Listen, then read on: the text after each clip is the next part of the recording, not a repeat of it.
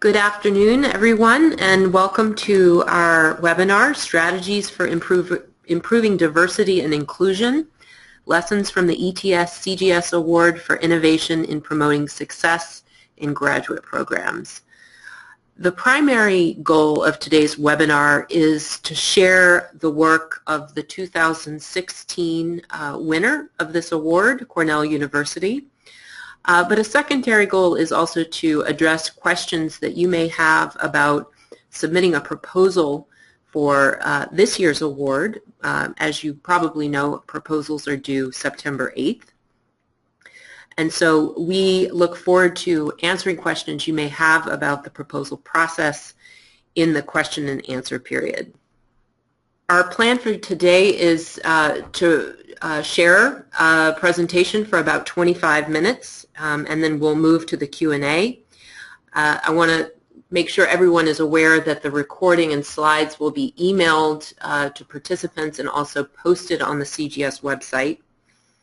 If you would like to submit questions, you can do so through the GoToWebinar control panel shown at the right of your screen. You are muted so that we won't be able to hear you, but you can communicate with us in that way. And then if you have any technical problems throughout the webinar, please visit the link below to get help. If you're having trouble hearing us, you can switch to a different audio connection. Typically, a telephone connection is a more reliable connection, although you can switch from one connection type to another. And if you have problems with your telephone connection, you can click problem dialing in and you'll get a different telephone number to dial.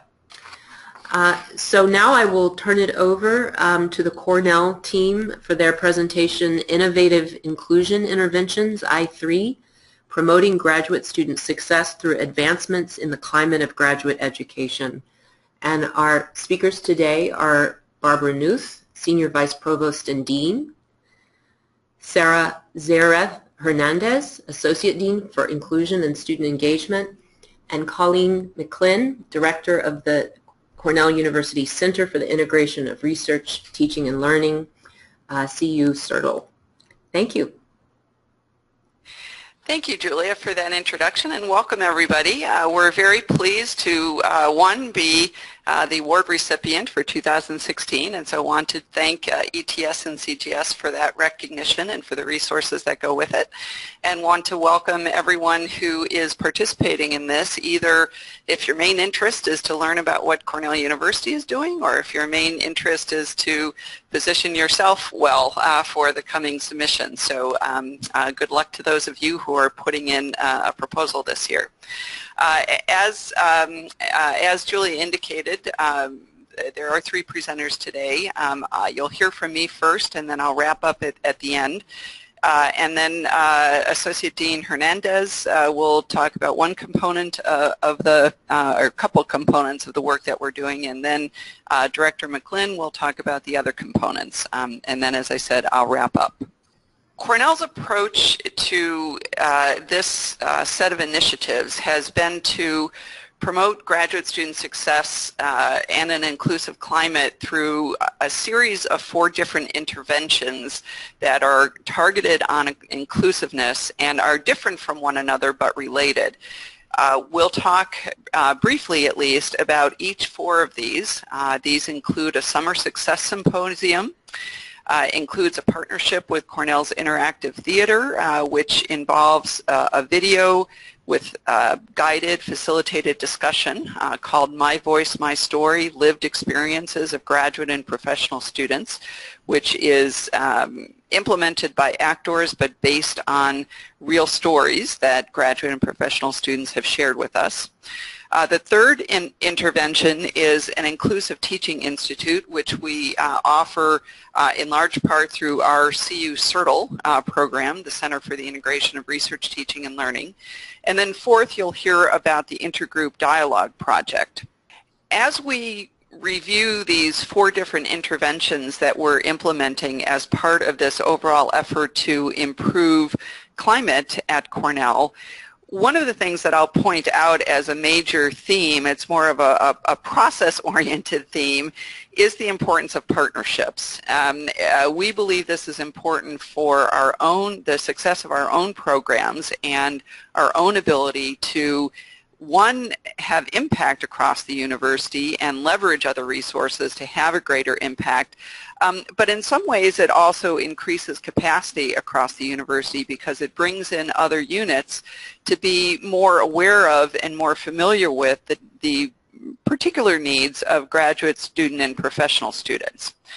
Also, we believed, and perhaps this was a logical belief given our selection, that the award criteria for this particular award would look well on efforts that would link institutional practices. And so some of the award criteria, at least in the past, have related to trying to link in a logical fashion and in a high impact fashion those processes and decisions that are used in admissions, through mentoring, through support programs, intellectual enrichment programs, and social support graduate student life programs. And so that's a focus of what we wanted to do through these 4 initiatives that we'll describe. Other criteria are focused on improving student success, and as we think about student success, we conceptualize it not only as academic success, but also personal success, as well as success leading into future professional and career paths. And then finally, the criterion of improving success of a diverse and inclusive student population. Our particular interventions are focused precisely on that, recognizing that we have a diverse community and we want to further support that and increase the appreciation and engagement of diversity at Cornell among our graduate school population. The partners who we've engaged at Cornell include the Center for Teaching Excellence, which is a unit for us which is housed under the Vice Provost for Undergraduate Education. So that's important for us politically as well to foster that unit in caring about the training and education of graduate students, particularly in the sense that graduate students are present for undergraduates, either as research mentors or teaching assistants. So that partnership we see as important. A second partnership is with Cornell Interactive Theater Ensemble. This is the set of actors who have been very instrumental to the My Voice, My Story initiative that you'll hear about in a moment. The Office of Academic Diversity Initiatives is primarily an undergraduate serving office, and so we've partnered with them, particularly for our intergroup dialogue project, so that we could learn from the expertise that they developed in working with undergraduates on intergroup dialogues, and then we could translate that with their assistance and partnership into relevance for graduate school students. And then we also engage partners in the various academic colleges so that we're bringing resources from particular units that have expertise or interest in these areas to be able to further leverage what we're able to do for graduate students. In thinking about how we would situate and explain the intellectual focus, the intellectual reasoning behind the 4 initiatives that we proposed, we conducted a problem analysis. And so at Cornell, we situated ourselves not only at the university, but also in the context of higher education, particularly higher education in this country. And so what we did in our proposal was to explain our understanding, again briefly, but our understanding of various issues that impinge on or don't support diversity and inclusion on university campuses. Things including stereotypes, different kinds of bias, implicit, explicit biases, different kinds of isms, whether it's sexism, isms that are also relate to phobias that certain populations may have, against or about one another, and recognizing that all of these different kinds of biases negatively affect scholars across many disciplines. And so we try to design and engage our efforts so that the students within them, for the most part, would cross disciplines.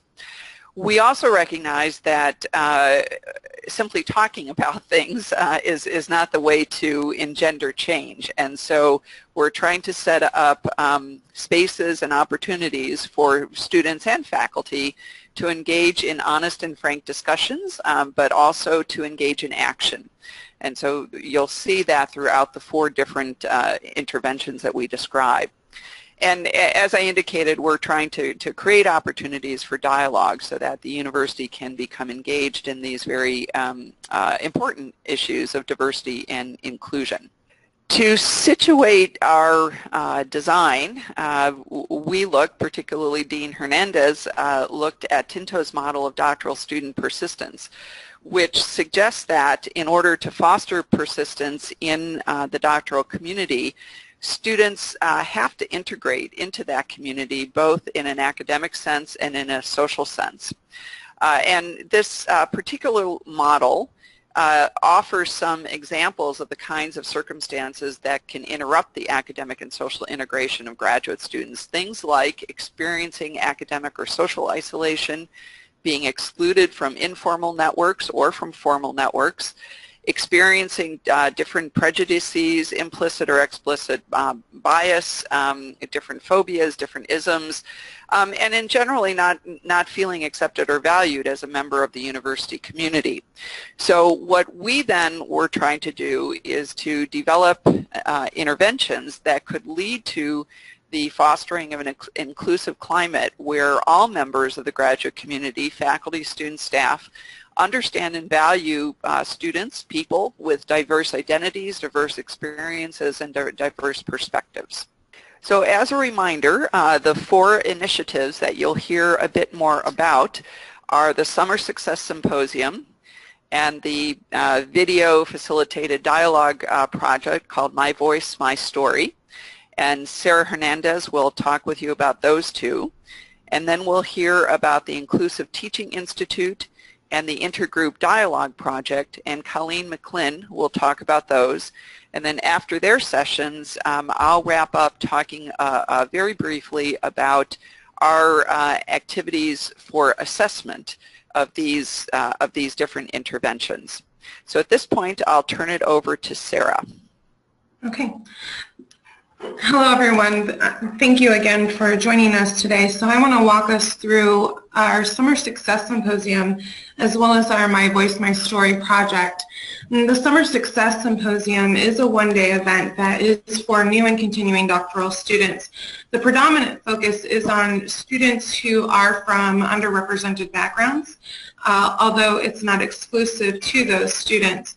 I should mention that the design of this symposium was largely influenced by an intervention developed by Dr. Renetta Tull at the University of Maryland, Baltimore County, which is a multi-day program called the Summer Success Institute.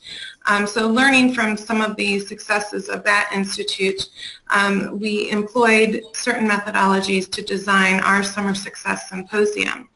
Our key goals for the symposium are to establish a sense of community between new and continuing students, and most importantly, to do so in an environment that allows students to connect across disciplines and graduate fields, which has proven to be critical, not only based on verbal feedback from students, but through our formal evaluations for the Summer Success Symposium.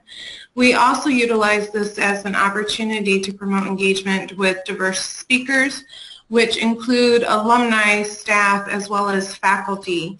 And this symposium provides our participants with access to knowledge and insights that can support their successful transition and progression. So it includes various panels and workshops centered on both transition items as far as becoming adjusted to the Cornell community, utilizing insights from current students to inform incoming students, but then also more professional development and career-oriented workshops. the way we plan to expand this year's Summer Success Symposium with the support of this award is by featuring a dissertation success workshop, which will be led by Dr. Wendy Carter-Veal, who worked with Dr. Renetta Tull at UMBC to launch their dissertation house, which is a multi-day dissertation boot camp / success program. So that's one way in which we're going to expand this year's program. So the My Voice, My Story project is an interactive theater project that involves the graduate school and CU CERTL along with several college partners at the university. One of the key partners within our colleges and schools is our College of Engineering. And the project leads came from the College of Engineering as well as the graduate school and CU CERTL. And we worked with our Cornell Interactive Theater Ensemble to design this program, which contains, which is a video that contains a series of 8 monologues that feature actors portraying students who represent various backgrounds and experiences. The stories that are told through the monologues aren't necessarily those success stories, those warm and fuzzy stories that we all may know about, but rather some of the difficult stories that oftentimes go untold based on students' lived experiences and the way in which they experience the academic environment. And so this is a critical tool to allow us to expand knowledge and perspectives of the breadth and depth of experiences that exist within our community, and so that we can facilitate honest and frank dialogues and have an opportunity to create more understanding and empathy. This program has been designed to include a 20-minute video as well as approximately an hour of facilitated dialogue. It was designed so that it could be used with students themselves, but also designed to be used with faculty as a participant group as well. And some of the issues that we are trying to utilize this tool for is for listening, for understanding, really identifying experiences of exclusion and inclusion in the learning and research environment, trying to create connections between people based on experiences rather solely than on identity, and trying to bring to light the unconscious biases that may exist and that blindside us sometimes as we navigate our world. Next slide, which we'll be transitioning to Dr. McLean. Thank you. So the next initiative we're talking about is the Inclusive Teaching Institute for Graduate Students and Postdocs. And this we first offered in spring 2016. It is done in partnership with our Center for Teaching Excellence and was very much inspired by their Faculty Institute for Diversity, which they've been offering for approximately the last 5 years. And that is a 3-day retreat. And we basically, in approaching this, decided to redesign it from the ground up as a 2 partial day event. And we had an amazing volunteer team of graduate students and postdocs who helped plan the first offering of it. And the initial goal behind this was to help participants learn how to be better allies for their students and avoid perpetuating marginalization of certain voices in the classroom. The first year that we offered it, the topic was really resonating and getting a lot of grassroots interest because there were a number of current events on race and social justice in higher education going on nationally. We advertise this to everyone and often get a fairly diverse pool of participants. And our hope is that ultimately we'll be empowering the participants and improving the graduate climate by cultivating kind of ground-up discussions about importance of inclusivity in teaching from these TAs and postdocs on the younger end of the career spectrum. Some of the activities that we do in this event include panels of undergraduate students talking about their lived experiences, faculty members talking about their syllabus or how they've designed certain assignments to be more inclusive, workshops and discussions on topics such as recognizing microaggressions and implementing universal design for learning strategies. And we run this with cohorts of 20 to 30 people. And after the initial Institute event, we try and keep this group in touch through 4 to 6 additional get-togethers throughout the rest of the year. We've been able to institutionalize this event as an annual event on CU CERTL funding as part of our cost share for this project.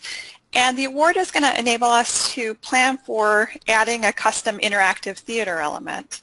So much like you just heard discussed, we have a very strong interactive theater group at Cornell. The first year that we offered this, some of the student facilitators added a somewhat impromptu amateur interactive theater element, and that really proved to be one of the highlights of the second day of the Institute. It was just one simple kind of real-life scenario described of a teaching assistant who overheard obviously biased remarks before class and didn't react, and it was drawn from one of the facilitators' actual experiences. And this spawned just incredibly rich discussion about rights and responsibilities as graduate TAs and future faculty. So we're looking forward to working with the professional organization to really incorporate a well-structured and ongoing program. The other effort is the Intergroup Dialogue Project, and this is a model that originated at the University of Michigan. It has been offered by our Office of Academic Diversity Initiatives, which is undergraduate facing, since 2012. And they're up to offering a large number of sections of a credit-bearing course per year for hundreds of undergraduate students. One of the participants in our Inclusive Teaching Institute, who had also been through Dean Hernandez's leadership program, heard about this undergraduate-focused effort and really came to us asking if it would be possible to adapt this for graduate students and postdocs specifically. And that was the original inspiration for this. We offered our first grad and postdoc immersion program in summer 2016. And there's 6 meetings over a period of 3 weeks. The program is peer-led, and it emphasizes communication across differences, such as social, cultural, and power differences. And it's structured very intentionally to look at issues about social identity around race, socioeconomic status, sexual orientation, ability and disability, gender. And so this is one of the more social justice oriented activities explicitly of the 4 that we're talking about here today. The hope is to promote development of consciousness about one's own social identity, as well as privilege, and build relationships across differences, and also strengthen individuals' capacity to promote social justice and equity and engage in these kind of difficult dialogues within their graduate programs and their future careers going forward. So this had just begun at the time that we submitted the award, and what the grant will allow us to do is offer up to 4 different immersion programs a year. We'll be continually working with the Intergroup Dialogue Program facilitators to innovate about format, length, structure, and see what really works well for a graduate student audience and collect the lessons learned. And this will also help us create a cohort of graduate students that we can draw on as peer leaders in other types of programming that we do. And now back to Barb. Thank you, Colleen and Sarah. So I'm going to wrap up here with our portion by talking a bit about assessment. And what we're trying to do is to go back and consider our original problem analysis and then look at what kind of measurable outcomes or noticeable outcomes we might be able to have through these 4 initiatives that would help us understand whether we're actually addressing the factors that we identified in that problem analysis as needing attention. So as an example, on most, if not all, of our different kinds of professional development and student personal and academic success activities, we try to do some assessment of learning outcomes for each of those activities. And so each of these 4 inclusion interventions that you've heard about are no different. So let me give you an example what I mean by assessing learning outcomes for each activity, just by looking at the example of the Inclusive Teaching Institute, which you heard Colleen explain as one of our initiatives. So to give you an idea of what we mean by assessing learning outcomes and how we do it, immediately for the students who are involved in that activity, they do a student survey. So they do a survey that's filled out before they engage in the Inclusive Teaching Institute, and then they answer the same questions after they've engaged in the Inclusive Teaching Institute. So it's not necessarily measuring outcomes that occur in the future. It's really measuring the direct outcomes from what they've just directly experienced. So as an example, I'll just share with you 3 measures that showed the greatest improvement from before the Institute experience to after the Inclusive Teaching Institute, where students who participated reported that their preparation and knowledge on these things was initially low or moderate, and then after the Inclusive Teaching Institute, they're reporting that their preparation and knowledge are good to high. And those 3 that kind of were the highest difference or the greatest difference between before and after for this particular intervention, the Inclusive Teaching Institute, were students' ability to apply diverse strategies in their courses in terms of the content and ways in which students interact with each other and with the instructors. So to some degree that was focused on a diversity of teaching and learning strategies.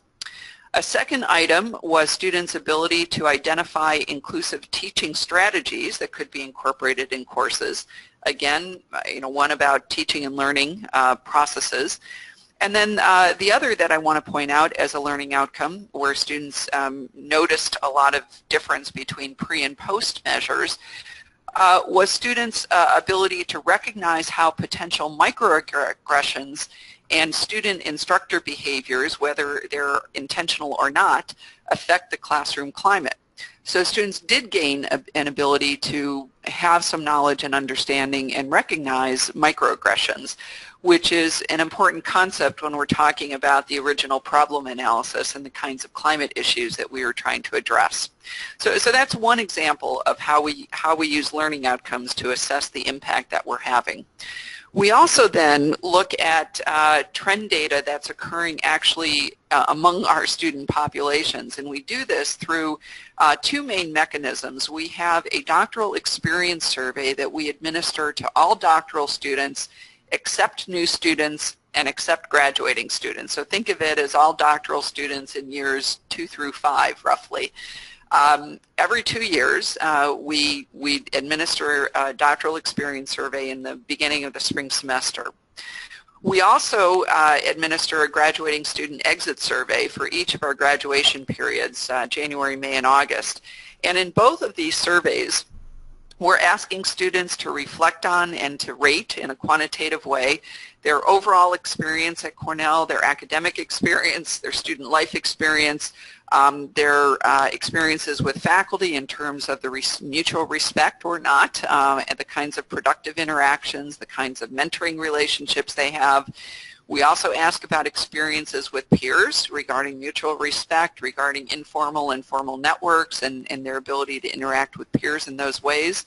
We also ask students about their experiences with climate, their feeling of being included and valued or excluded, respected, appreciated, their feelings of being safe. We also ask about obstacles that might relate to social or academic isolation, their level of self-confidence, their relationships, and other various factors that could be obstacles.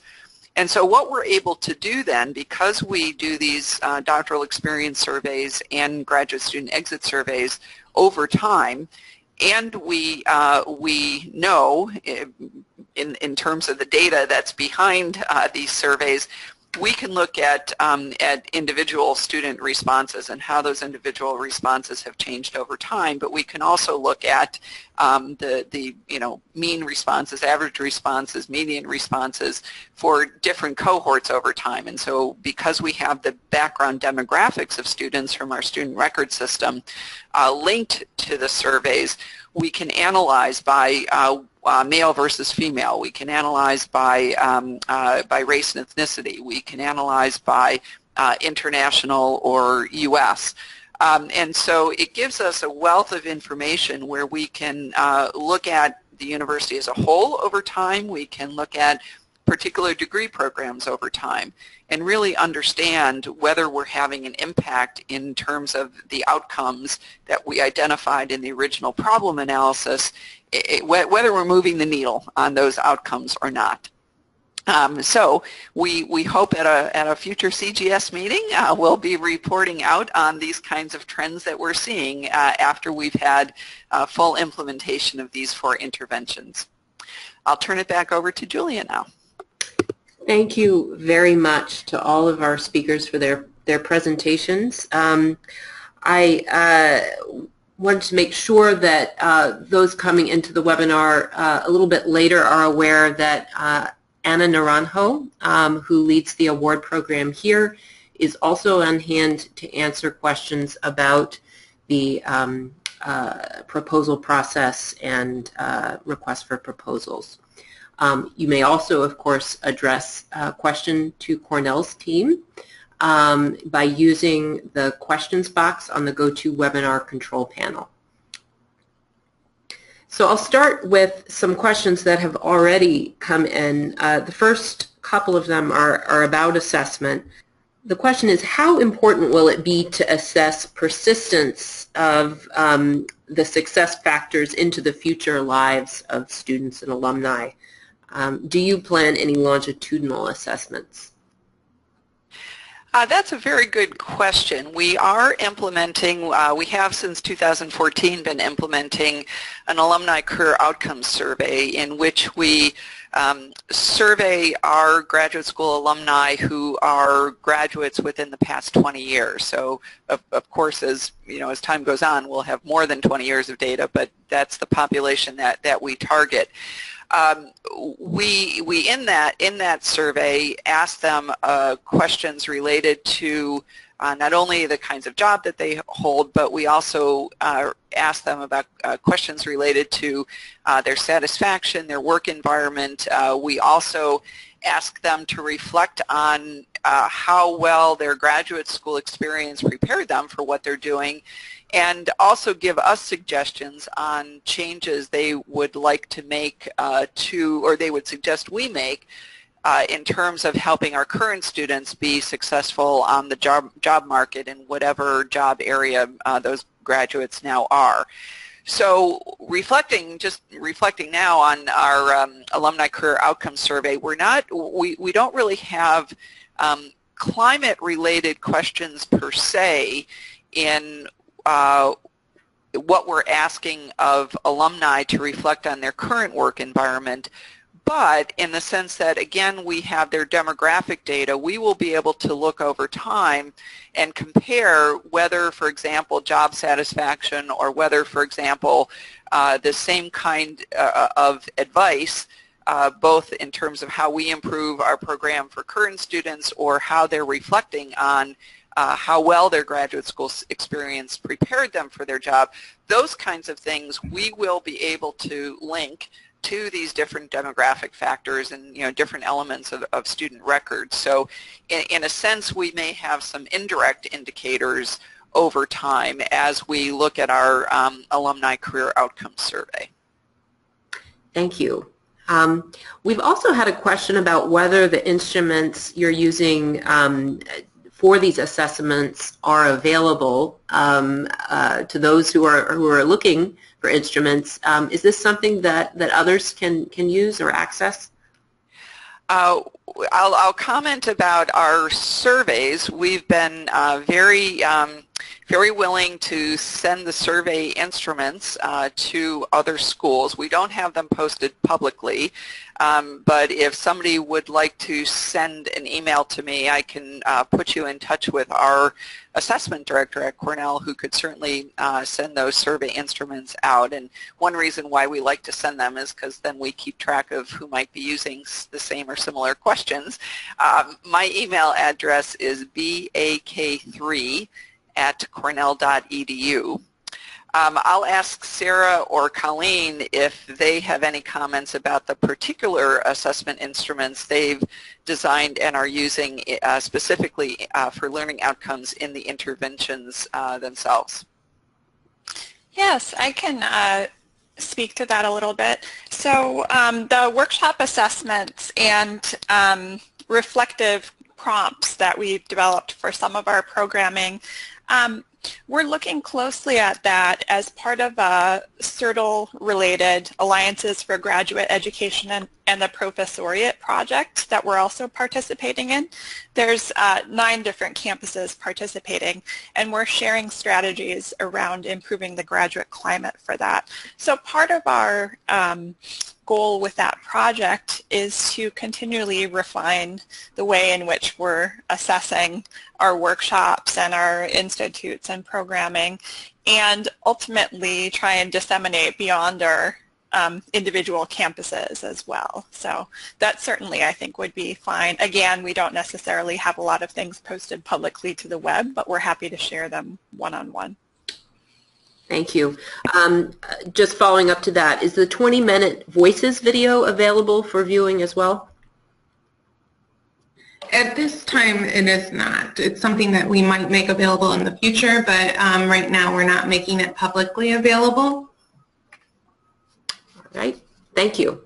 The next couple of questions delve into the intergroup dialogue project. The first is, can you offer some examples of how to empower individuals to promote social justice through that project?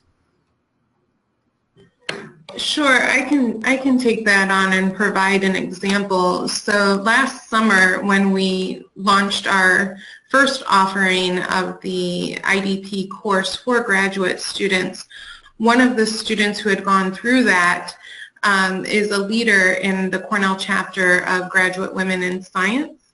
And so she and some of her fellow executive board members had put together a grant proposal for the American Association of University Women focused on strategies to improve climate for women.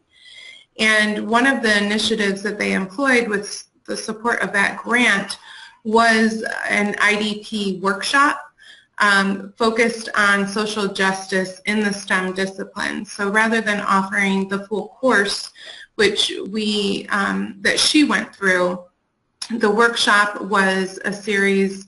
It was a 2-day workshop with 3 hours each day, but was really focused on the lens of intergroup dialogue as it relates to the STEM disciplines and social justice within the STEM disciplines.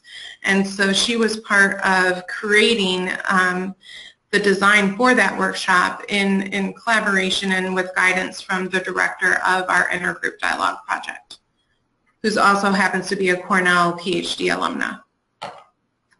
Thank you. Following up to that, this is a question that has to do with sort of sensitive situations that may emerge from those difficult discussions and conversations. What was your process for handling resistance when it arose in those dialogue sessions? Right, so the intergroup dialogue sessions, Colleen and I actually did not have a hands-on with facilitating those specific sessions. We work in collaboration with the director of the intergroup dialogue project on the design and implementation of those projects. But the intergroup dialogue project is designed to be peer facilitated. So our colleague Adi works with the students who are serving as the peer facilitators for those courses. So they're actually the ones who are handling those difficult moments where there may be resistance. But that's something that they receive in-depth training on, and so it cannot overemphasize the need for any of these interventions for robust training for anyone who may be facilitating dialogues or leading coursework in this area. The My Voice, My Story project, where we are in that project right now is in the process of finalizing the design for the training of facilitators.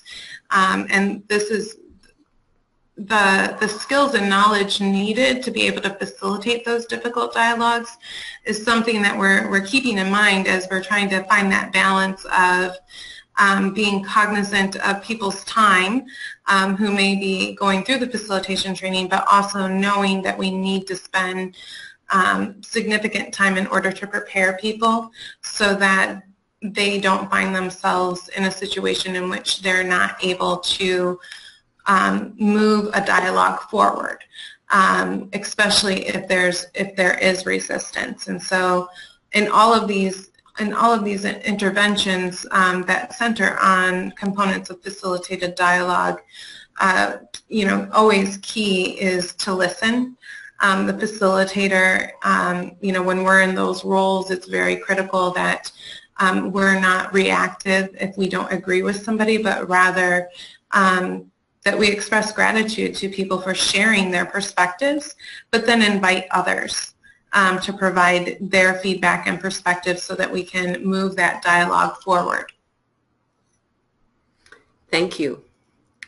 The next few questions, I think, come with an interest in how to put together proposals. The first question is, what kind of human and financial resources supported these 4 interventions, and what offices helped support them? And I assume this is a question about the in-kind contribution. Right. So I can answer part of that and invite Colleen to also to contribute, and Dean Newth. But part of that in-kind, the majority of the in-kind is coming out of as far as the financial budget, comes from the Office of Inclusion and Student Engagement within the graduate school, and the office, Colleen's office, CU CERTL.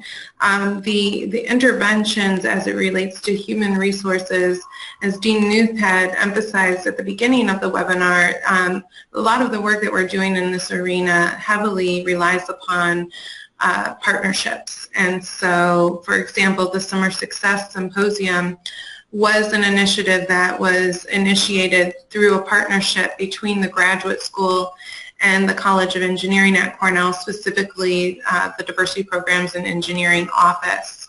The My Voice, My Story project was a project that was initiated through engineering and the graduate school and CU CERTL, but also involves our School for Computer and Information Science, our vet college, our College of Agriculture and Life Sciences, and our College of Human Ecology.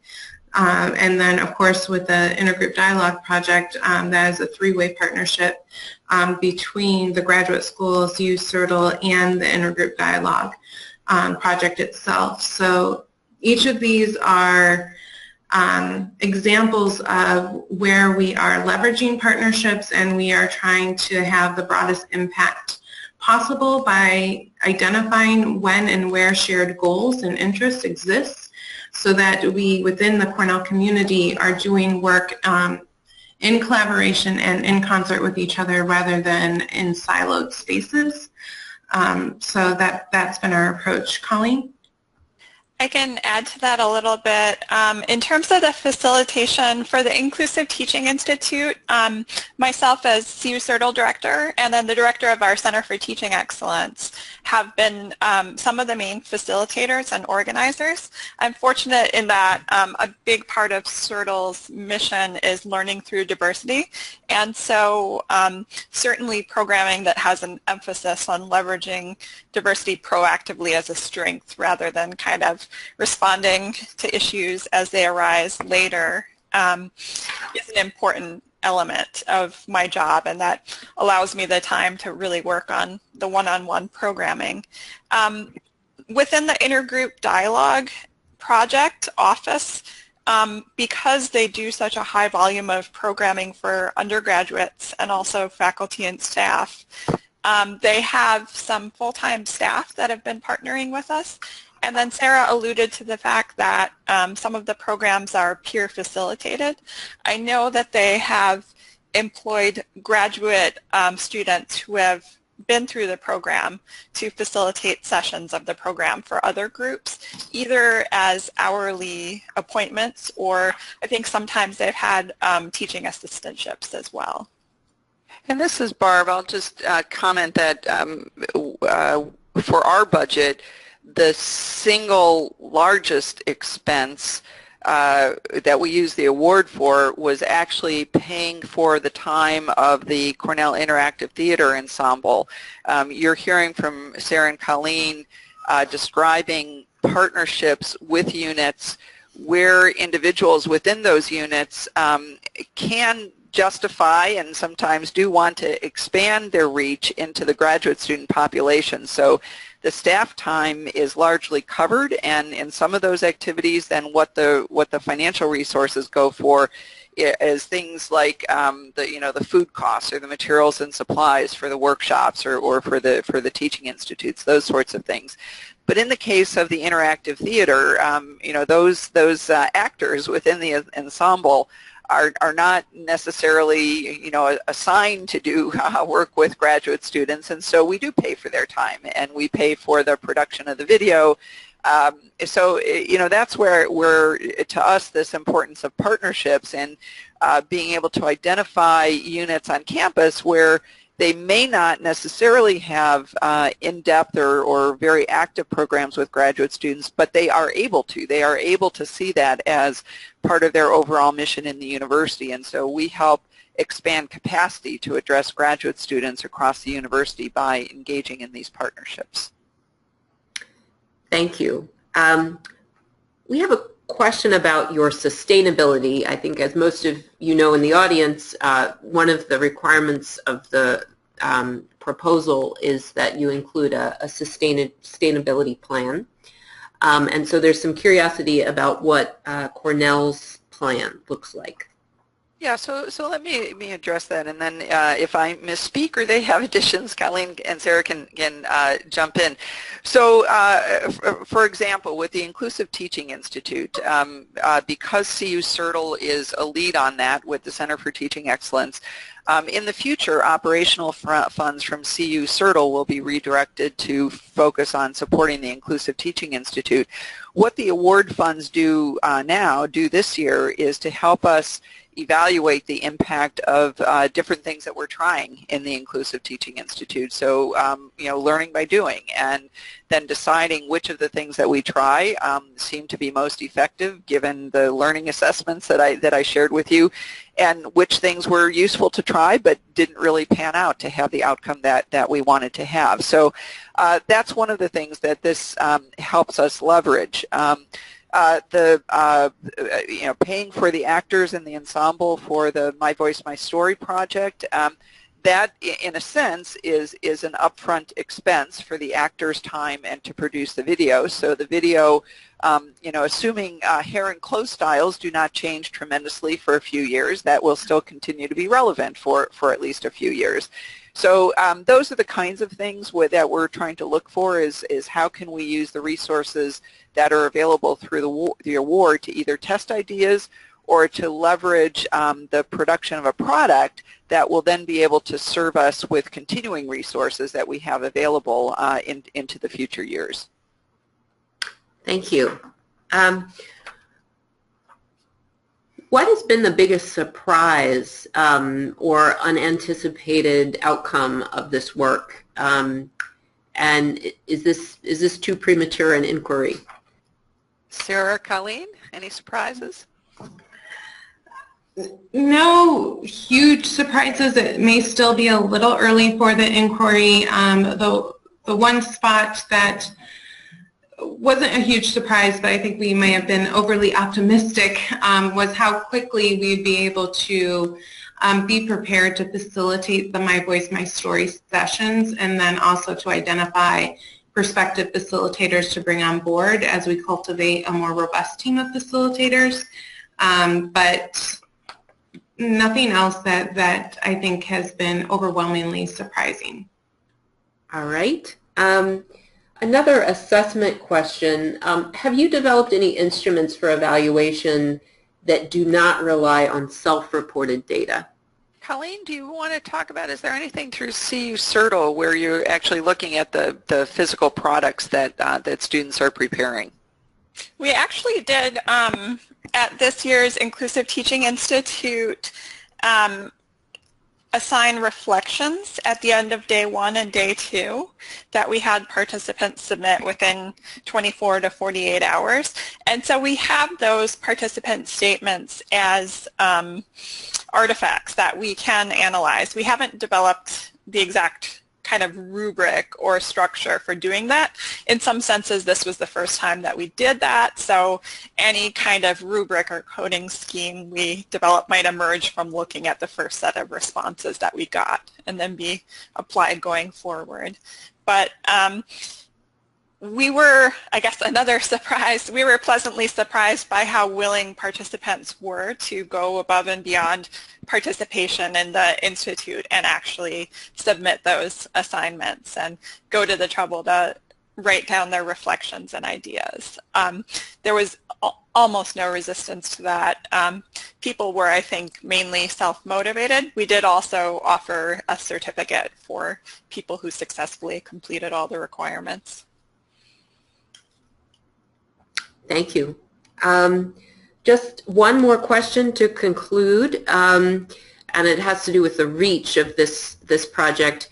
How many individual students are you able to reach in a year with this work? And do you know what proportion of the student body this represents? So in terms of our overall student body, in terms of doctoral students to whom most of these are directed, we have roughly 3,100 doctoral students. So Sarah and Colleen, can you say a little bit about how each of these, what the participation is in each of these interventions or is anticipated to be? Sure. With the Summer Success Symposium, we anticipate the participation annually to range between 120 to 140 students. The My Voice, My Story, because we are really early, we'll be offering our sessions, our initial sessions starting in June. We're not positive yet how many students will touch on an annual basis until we have that really ramped up, but each session will serve 30 students, and there is a plan to offer multiple sessions per semester moving forward. And then the intergroup dialogue project, the design of the courses associated with that project is intentionally to keep the group small, so each cohort is approximately 14 students, and through the support of this award, we've expanded the number of courses and workshops that we're offering, so we anticipate offering 3 courses in the coming year and at least 1 workshop for students and another workshop for academic staff and postdocs, and potentially another workshop for faculty. And then, Colleen, how many students go through the Inclusive Teaching Institute? We've capped it at 30, so generally between 20 and 30 per offering. So I was just doing some quick math, and I'm kind of back of the envelope calculating it at approximately like 355 or so students a year.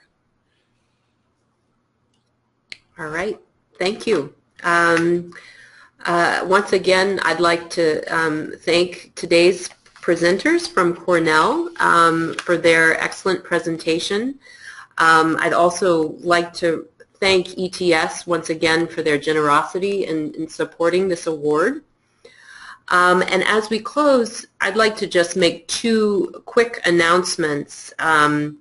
First of all, you may have noticed that the request for proposals was slightly updated this year to make clear that proposers can propose projects that address all points in the student life cycle from admission to completion, or focus on a particular stage or stages in a student's progression to degree completion.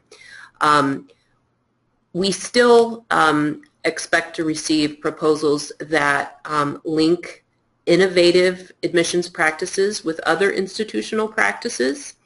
But there was some confusion about whether a proposal or project needed to address comprehensively every aspect of the student's life cycle, and the revised request for proposals makes clear that that is not necessarily the case.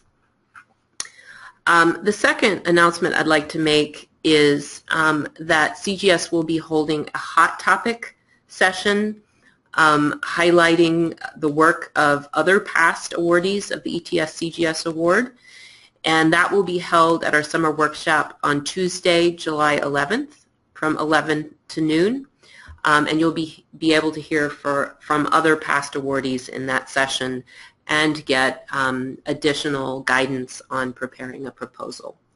So with that, we'd like to thank you again and wish you a good afternoon.